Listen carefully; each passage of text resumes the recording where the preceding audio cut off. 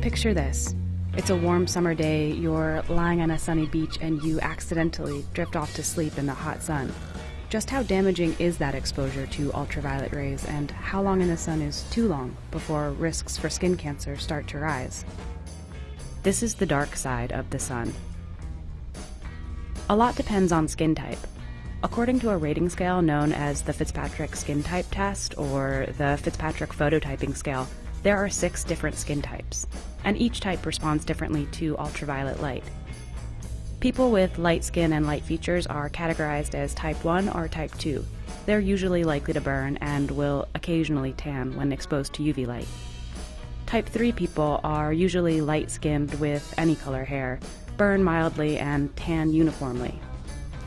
People who are type 4, 5, or 6 have darker skin, rarely or never burn, and typically tan well. Despite the varying susceptibility to sunburns, people of all skin types are at risk of skin cancer. Technically speaking, all tanning is a form of sunburn. When a person tans, the process occurs in 2 phases. First, an initial darkening occurs as cells exposed to the sun proliferate to thicken, causing changes in melanin.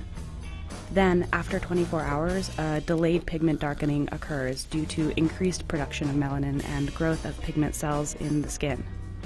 According to Dr. Michelle J. Farber, a board-certified dermatologist at Schwager Dermatology Group in New York City, the risk of skin cancer can increase after just a single burn.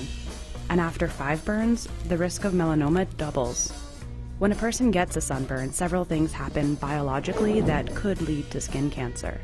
In addition to causing pigment shifts, exposure to UV rays can cause damage to cell DNA.